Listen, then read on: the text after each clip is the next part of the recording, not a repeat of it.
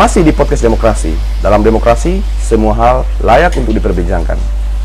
Lanjut Bang, yang paling ada satu sisi yang menarik dari Abang ini, yang mungkin kalau teman-teman Sultra itu sering diskusikan di ruang-ruang tertentu, tragedi pengeboman itu. Nah, ini yang menarik Bang. Pengeboman itu 2 kali. Itu Oh, 2 kali Bang, bukan sekali. 2003 dan 2005. Okay. Itu sebenarnya sudah klimaks dari upaya bujukan yang tidak sanggup dilakukan. Karena dulu kan kita tidak bisa dibujuk dulu. Karena gerakan kita banyak dianggap gerakan politik, tapi mereka tidak tahu anggarannya dari mana. Oke. Mereka tidak tahu bahwa kita ada backing LSM yang itu mendapat program-program funding, katakanlah Fitra. Ya. Fitra itu kemitraan, Forum Transportasi Anggaran yang gabung bersama Lepsek. Ini dulu Pak Lodeda punya ini kan. Ini punya anggaran. Ada juga YPSHK dulu Yusuf Talama gitu kan. Ya. Ada juga Lepmil, ini Anas Nikoyan. Jadi kita bersandar ke sana minta anggaran. Saya dimasukkan di Fitra dengan gaji 5.300.000 kan 1 bulan. Di tahun Itu di tahun 2002 Bang ya? Iya. 5 juta saat itu. Sudah 5 juta. Itu Jadi belum lagi ada perjalanannya gitu kan, ada bintik-bintiknya. Dan ada program dari funder tadi itu yang membiayai kegiatan kemahasiswaan, pergerakan dan sebagainya. Kan dulu ada program-program gitu kan, program-program funding, dan itu dikelola oleh LSM, kayak Lepsek. Lepsek adalah lembaga pengembangan sosial ekonomi. Dia melakukan edukasi penyuluhan oleh PAIDA, tapi kan ada sedekah sosial kepada gerakan-gerakan, mau bergerak, mau demo, atau mau investigasi. Udah itu disisipkan dari sana, kita tinggal ini aja, gitu kan. Lanjut Bang Mas. Maka tidak mungkin kita harus kemudian terbujuk lagi dengan dari kekuasaan ya. Oke, dulu waktu zaman Ale masih kita berteriak. Oh, itu dia politik. Iya, banyak sekali kan orang-orang yang membujuk kita untuk sudahlah berhenti. Lalu Bang saat padahal kita mengangkat isu saja. Okay. Bukan untuk menangkap pelaku money politik, kita hanya mengangkat isu bahwa demokrasi itu jangan dicampur dengan urusan money politik. Gitu kan? Bahwa tidak boleh lagi ada transaksi jual suara. Endingnya harapan kita tidak ada lagi pemilihan kepala daerah dengan cara perwakilan DPR. Maka harus dipilih lewat rakyat. Demokrasi langsung. Ya. Oke. Saat pengeboman itu Bang, Abang di mana posisinya? Apanya? Saat tragedi pengeboman itu? Di rumah. Di rumah. Jadi itu yang pertama. Yang pertama 2003 di rumah. Itu dulu kan sambil kita bergerak juga kita membangun usaha sendiri. Iya. Untuk kebutuhan rumah tangga, kita itu dulu buat butik, orang berjualan. Itu yang dibom pakai molotov. Oh, molotov. Itu berapa besar efeknya saat itu terhadap pokoknya habis, jualan itu habis. Yang bagian depan habis. Molotov itu dibakar itu. Berarti kebetulan Abang di posisi belakang rumah sehingga dalam rumah, tapi tidak kena ledakan. Karena pengecut itu kan yang melakukan pengecut. Seandainya dia masih di situ, mungkin kita akan berkelahi. Tapi dia kan habis ngebom, lari, tapi sudah terbakar. Hanya kan pada saat itu kita melaporkan itu ya di PTS kan. Karena pada saat itu tragedi pengeboman itu adalah kita sudah tahu siapa pelakunya. Dari ada gerakan sebelumnya dari Abang. Itu ekses dari gerakan. Gerakan ya. Ya, karena sudah beberapa kali dibujuk, mau dikasih proyek kita tidak mau, dikasih DT kita tidak mau, dikasih apa tidak mau. Jadi terakhir kita sama dengan kondisi perang, ada diplomasi dengan elit-elit politik. Bahwa kami bukan untuk menangkap saudara. Ini adalah gerakan kampanye kami anti money politik. Gerakan kampanye kami untuk memperkuat demokratisasi dan tidak kita suka dengan gaya lagi pemilihan lewat DPR. Perwakilan DPR. Karena itu tidak mewakili aspirasi kita. Rakyat ya. Justru pemilihan pemimpin yang cara begitu hanya mewakili kepentingan DPR. Elit umpamanya partai. Elit, dan itu hanya untuk dipilih dengan cara ada transaksi finansial dan itu lebih menonjol transaksinya saat itu ya. Jadi isu globalnya itu adalah kita keinginannya adalah mengembalikan kedaulatan itu di tangan rakyat. Oke. Bahwa pasal 18 itu yang Undang-Undang Dasar itu bahwa pemilihan kepala daerah secara demokratis, jangan demokratisnya di DPR, tidak demokratis. Tapi harus sampai ke rakyat. Ya, kembali ke pasal 1 ayat 2 itu bahwa kedaulatan berada di tangan rakyat. Dilaksanakan menurut undang-undang. Jadi motivasi kasihkan jadi isunya ke sana kita dulu. Makanya ya kita mau mundur untuk apa gitu kan? Kita mau kompromi untuk apa, saya bilang. Sementara isunya adalah memang isu yang fundamental ternyata ya. Iya, fundamental sekali gitu kan. Iya. Jadi sementara elit berpikirnya praktis bahwa ini kan mengganggu kita stabilitas politik. Ini kan mau ditangkap gara-gara suara kalian. Itu soal penegakan hukum. Terus lalu Bang pasca pengeboman itu yang Abang lakukan apa dan kawan-kawan saat itu? Kan pasti ada trauma. Tidak ada. Kita malah begitu aja. Yang pertama itu malah tambah Konsolidasi atau gimana? konsolidasi kita. Ya, konsolidasi kembali. Isunya sudah ke pengeboman semakin atau merapatkan barisan. lembaga barisan? Ya, semakin lebih terpimpin. Dengan membangun isu pengeboman itu atau masih tetap dengan isu awal? Tetap isu awal. Isu awal, oke. Pengeboman itu tidak menjadi prioritas. Kita Prioritas, anggap ya? itu akses. Itu Oke. akses saja. Kita anggap itu bagian dari Dinamika sebuah gerakan. Dan Oke. hampir semua Hampir aktivis-aktivis yang di jalur oposisi pada saat itu yang kuat Dekat dengan risiko semacam itu. kuat mengontrol pemerintahan pasti mendapatkan cara-cara yang intimidatif, Intimidasi. kekerasan, bahkan sampai nyawa hilang. Ancaman pembunuhan ya. Saya alhamdulillah kan hanya rumah doang. Hanya yang bom kedua yang parah. Itu bukan molotov. Selisih berapa tahun itu, Bang? Itu 1 tahun.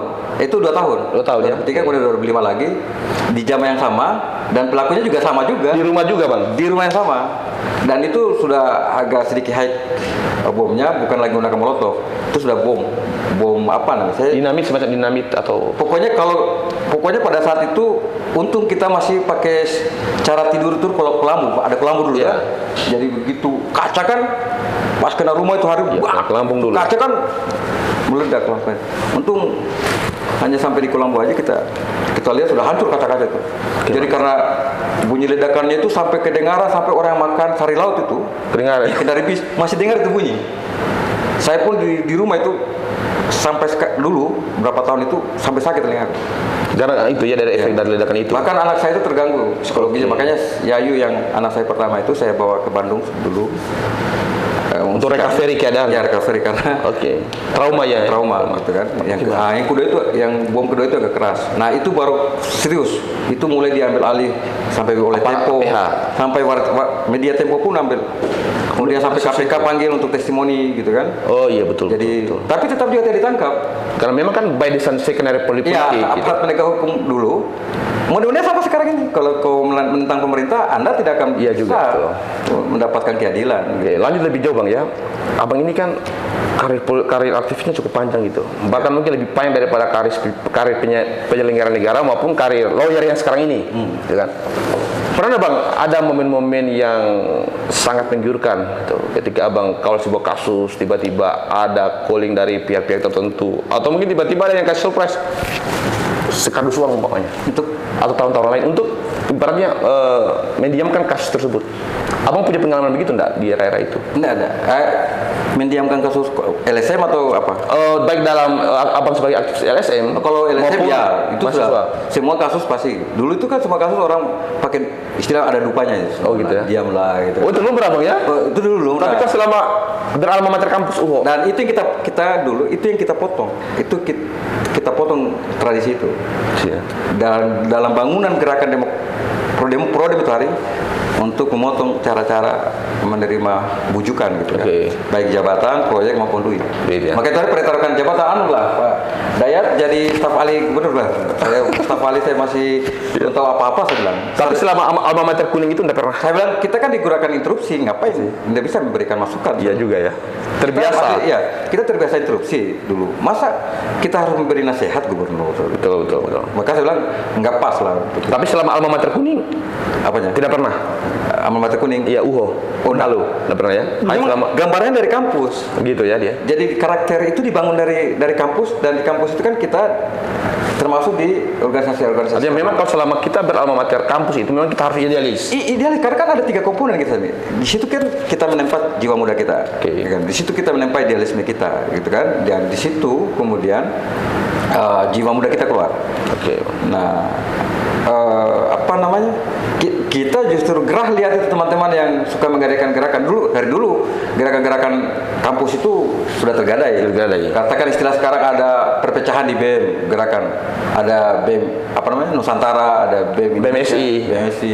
Sama dulu juga ada begitu. Begitu juga Pak ya. Ada dulu yang pro kontra reformasi, ada yang kontra reformasi. Oke. Sama ya. Berarti Kalau lembaga internal itu sama. Berarti memang keadaan saat ini juga ternyata tidak terpisah dari bangunan sejarah. Hanya sekarang ya? itu lembaga eksternalnya ikut terpecah. Bahkan tigalisme. HMI-nya terpecah. Ya, gitu. GMNI dan beberapa teman Jepang lain. Rata-rata Iya. dualisme itu. Dulu tidak pernah kolaborasi eksternal tidak ada. Oke. Jadi agak stabil di luar Agak dulu. stabil dulu, ya. Sehingga kemudian ketika back to kampus itu bisa diideologisasi. Iya.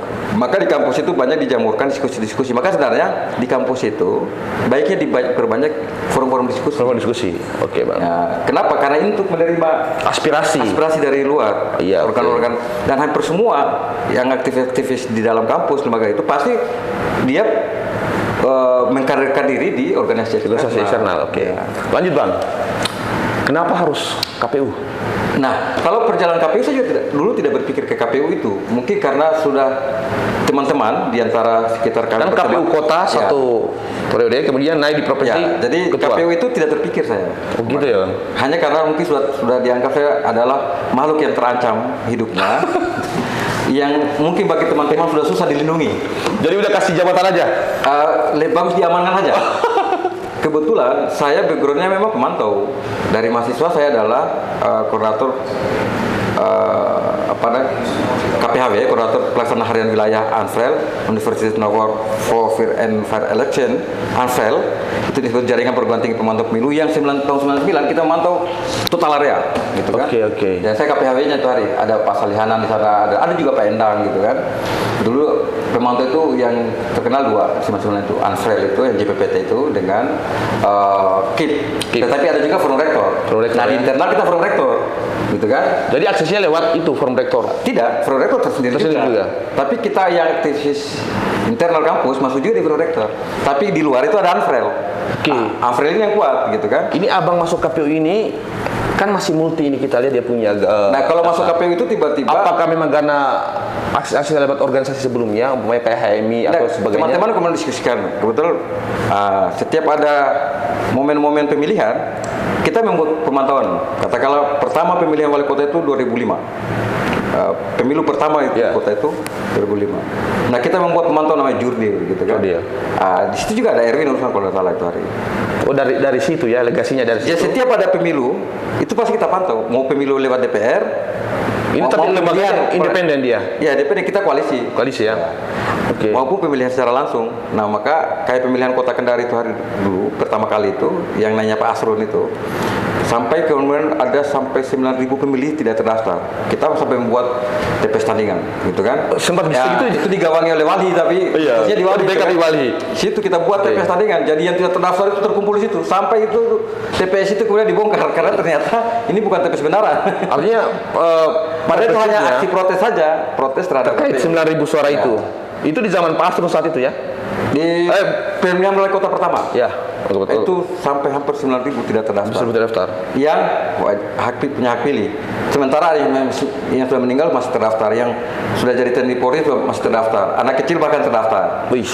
Karena kekacauan daftar Data ya. pemilih. Ya, jadi sangat problematik daftar pemilih itu hari, sehingga disitulah kita terus menyuarakan tentang bagaimana pemilu itu benar-benar disalurkan oleh hak pilih.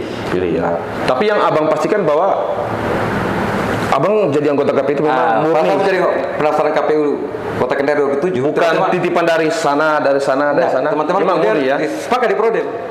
Diurus lah, itu teman-teman urus saya. Sampai pejabat berkas itu diurus teman-teman di foto. Bukan titipan politik. Nah. Oke. Karena kedua sudahlah di gerakan ini kau bisa mati, gitu kan. Lebih bagus kau diamankan dulu. Karena yang paling center dan paling kontroversi itu adalah saya dulu. Betul. Speaker teman-teman di saya. Ya, gampang menyala. Iya, maksud saya. Oke Bang, kita lanjut terkait KPU lagi. Satu periode di KPU kota, lalu naik pada satu level di atasnya KPU provinsi dan menjabat posisi ketua. Selama dua periode kepemimpinan ini di kota dan KPU provinsi, pernah Bang ada skandal dalam proses kepemiluan yang abang dapat yang cukup besar umpamanya saat itu?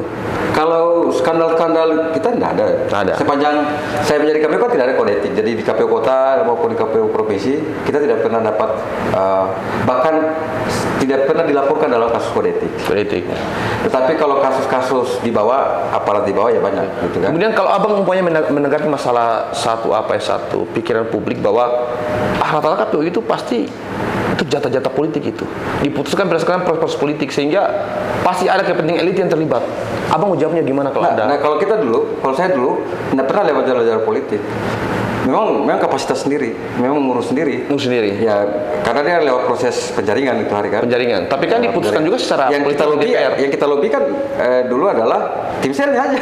Tim sel. Tim sel. Tapi kan diputuskan di komisi DPR. Oh enggak ada DPR dulu. Oh, saat itu belum ada DPR ya? Ya, tetap tim sel Tim sel yang nanti putuskan. Tim seleksi kalau dulu di kota tim seleksinya ada, kemudian nanti yang putuskan KPU provinsinya. Oh, gitu ya. Belum masuk ke tidak ada proses politik di DPR. Nah, itu Berarti berbeda dengan sekarang ya proses penjaringan. itu Panwas. Untuk Bawaslu. Bukan Bawaslu, Panwas dulu. Satu Panwas ya. Panwas itu ada proses terakhirnya DPR. Setelah dari penjaringan di KPU gitu Oke, kan. Bang. Nah, kalau KPU RIA di bawah dulu langsung DPR. Kalau ini kan tidak tim seleksi lah. Memang langsung di vertikal. Ketika di atasnya KPU Oke. Kota Kendari berarti KPU provinsi yang memutuskan. KPU provinsi berarti KPU RI yang memutuskan. Oke. Gitu. Jadi seperti itu. Jadi yang kalau saya sih memang sampai ada isu membayar menjadi anggota KPU saya enggak. Selama abang satu rupiah pun saya enggak bayar. Dapat ya. Selama abang jadi anggota ataupun pimpinan KPU, kan abang pasti dapat juga pemilihan kepala daerah umpamanya saat itu. Ya. Pernah abang ada satu situasi di mana abang pokoknya di brief khusus untuk calon tertentu? Enggak ada. Supaya menggolkan. Enggak ada yang berani nih. Enggak ada berani ya? Karena pola yang kita pakai transparansi. Saya terbuka, ruangan kerja saya itu model ruang kerja. Jadi mental semua ketika tawaran itu. Tapi tawaran sempat dapat bang. Caranya begini. Dulu model birokrasi di KPU saya silakan. Untuk bertemu ketua KPU itu tidak perlu dengan 3 kali mendaftar. Sudah langsung ke ruangan saya saja. Karena saya berpikir siapapun yang ketemu saya dan setiap minggu kita kemudian konversi pers dengan media. Dan media kita tidak larang untuk mengkritisi kita. Tapi ketika ada pesan-pesan dari para figur itu lumrah ya bang? Itu banyak. Itu banyak ya? Ya. Tapi kan semakin hari KPU itu semakin baik. Dan bekerjanya sudah seperti akuarium. Oke bang. Tanpa menyebut nama bang, pernah tidak ada figur yang ngotot sekali sampai umpamanya bawa cash langsung? Enggak, sepanjang saya jadi KPU kota maupun KPU provinsi tidak ada satupun yang akan mengotot memberikan duit itu. Gitu ya? Tapi memang hanya kalau bilang rayu-rayuan kadang-kadang mungkin dari pihak ketiga ada ya? Tapi begituan? Nggak ada juga. Nggak ada juga ya? Saya juga heran. Nggak ada juga. Karena memang publik itu selalu pasti bahwa ada indikasi keterlibatan antara penyelenggara dan peserta. Iya, peserta itu kan juga teman-teman sendiri kan? Ya. Karena kita punya senior-senior, teman-teman gitu kan. Maka ya biasa kita ya sepanjang pengetahuan saya, mereka kalau ketemu saya welcome saja. Bahkan dulu waktu etikanya belum terlalu ketat, di warung kopi pun orang ketemu saya ketemu. Apa masalahnya bang? Ini jadi sepanjang itu dapat diberikan kita berikan.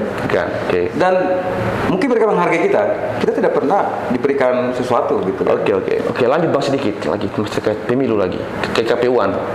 Kalau untuk gambaran generasi sekarang ini bang, seberapa menjanjikan orang jadi dengan profesi sebagai penyelenggara pemilu? Apakah cukup menjanjikan untuk dalam konteks kemakmuran finansial atau kalau kemakmuran finansial itu tidak menjanjikan. Tidak menjanjikan ya? Tidak menjanjikan. Hanya dia mendapatkan pendapatan yang besar karena program. Bukan bulanan. Bulanan ya? Gajinya tinggi. Yang pasti gajinya kan di atas UMR. Ya. Gajinya tinggi. Itu gaji KPU kalau ketua KPU provinsi 20 juta. 20 juta itu gaji pokok itu, Pak. Itu gaji pokok. Nanti ada lagi pendapatan lain. Pendapatan lain paling hanya pokja. Nah, pokja. Itu 20 juta sudah akumulasi atau gaji pokok? Gaji pokok. Bukan gaji pokok namanya. Disebut akumulasi uang kehormatan. Uang kehormatan tiap bulan. Nah, nanti masuk tahapan baru ada pokja-pokja. Kalau pekerja itu baru dapat honor. Yang lainnya itu tidak ada lagi. Bang. Jadi kalau untuk mau mencari kekayaan atau untuk mensejahterakan diri di KPU Bawaslu tidak bisa ya. Bukan ruangnya sangat sempit. Bukan di situ tempatnya.